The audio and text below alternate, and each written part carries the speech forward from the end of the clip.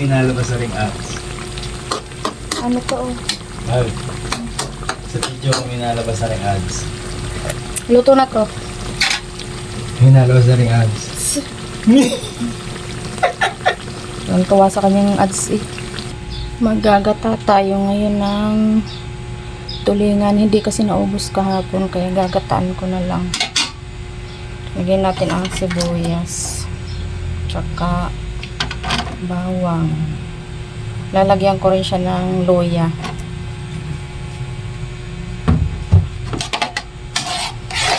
Come on, di ba pala bukas ang kalan? Eh, hindi ba pala bukas ang kalan? Kala ko nabuksan ko na. Tapos, syempre, lalagyan natin yan ng paminta.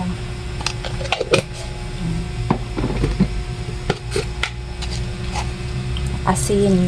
Lagyan natin ng asin.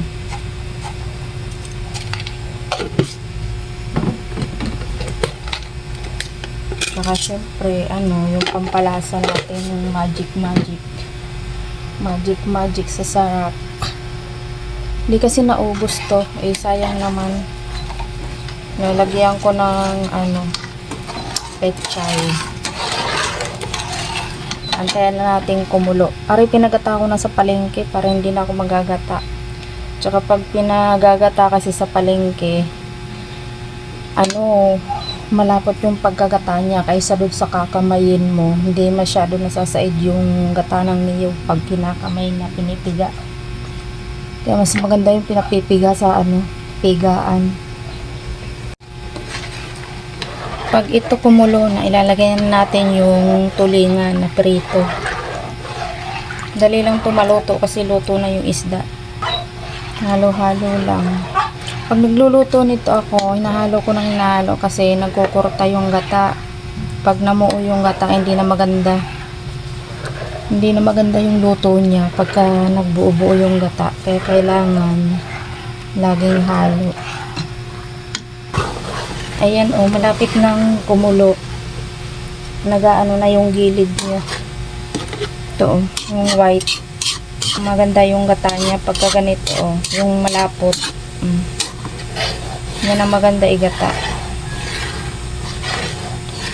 Hindi masarap kasi pagka yung malabnaw. Naalala ko nito nung kami nasa Labak nakatira sa aming mga ninong sa kasal. Yung pinuntahan namin na isang araw. Lagi yun pagka uuwi, nagpapagawa yun sa akin ng ganito, yung ginataang tulingan. Gusto nun yung ganun luto eh. Favorite niya yung ginataang tulingan. Tapos pagka naglalangis na. Pag magpaluto yun ko, ang daming pinaluluto tapos nilalagay lang sa rep. Pagkakakain, magpapainit lang. Pag pinainit na ilangis na yung sabaw ng tulingan. Hindi nagata. Kaya ang sarap. Parang yung niya, yung pinakalatik. Yung pinakalatik ng tulingan. Ang sarap na. Kahit hindi na yung isda ang iulam mo, kahit yung latik na lang. Sulit na sulit ng pang-ulam.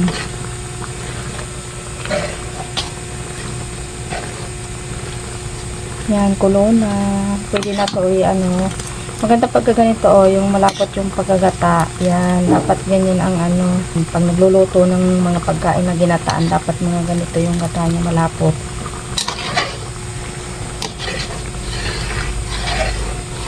Ang iba kasi malabnaw, kulang yung sa niyog. Masarap yung ganito. Ilalagay na natin yung tulingan. Diba buong-buo pa yan. Buong-buo pa, wala pang bawas yan. Hindi namin naubos kasi ilang piraso to, 7. Ang kakain lang namin kahapon ay 3 piraso.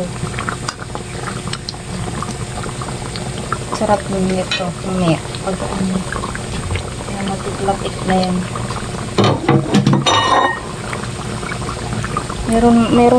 Mayroong natira dito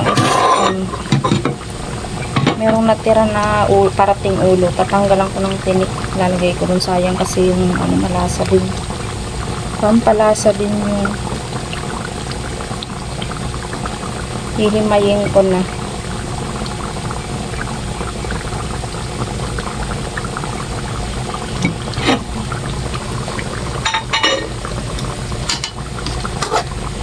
Ito mo naman, oh, pag yung pinakagilid niya, oh, madikit yung mga puti-puti na sa kalaputan ng gata.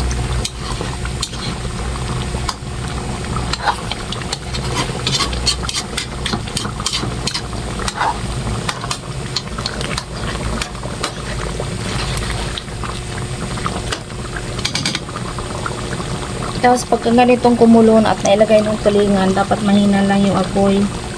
Kasi yung gata, namumuo yan sa ilalim, natututong. In lang. In lang dapat yung luto.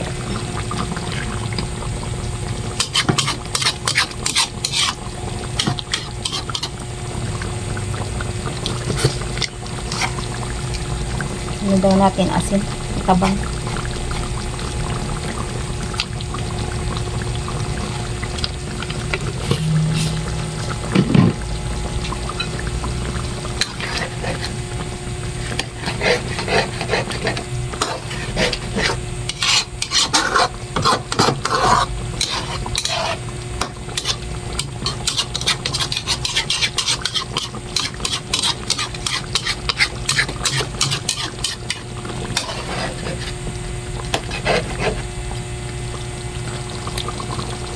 Ayos na. May alat na. Pagka ganitong ulam namin, hanggang mamayang gabi na yung sarap na, matamis-tamis sa kasubrang lapot ng gata, purong-puro kasi. Sarap din to pag naglalapit-lapit. Lalagay ko na yung sili.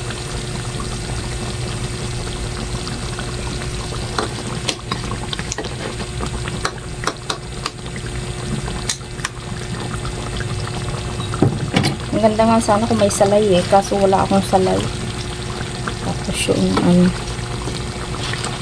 petchay, nilagay na ang petchay at luto na naman yan. Tatakpan ko na lang.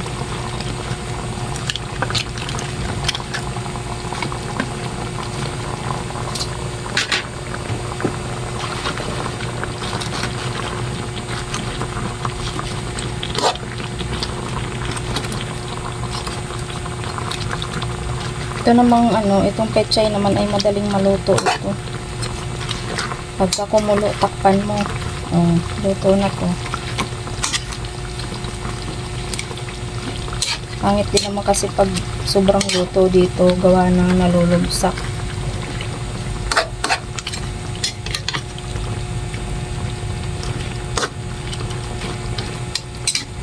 Oh, diba? Oh. Oh, sarap na ng aking ginataang tulingan. Pagka mga ganito lang, hindi na ako nagpipirat ng sili, nilalagyan ko na lang ng gayaan. Tapos, pagka gusto maanghang, hangatain na lang.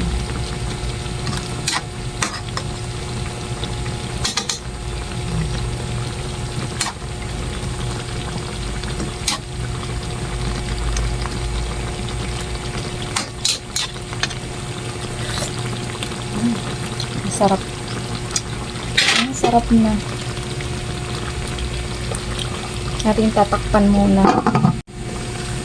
Yan. Ayos na. Pwede nang patayin ang apoy. Pwede nang patayin ang apoy.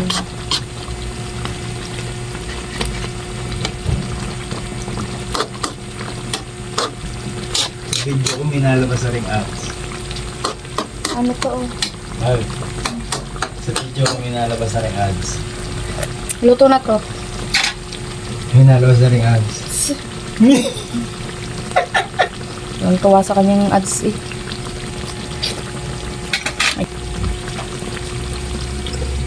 Ayos na. Luto na. Minalabas na ads. Para pagkagayaw. Luto na.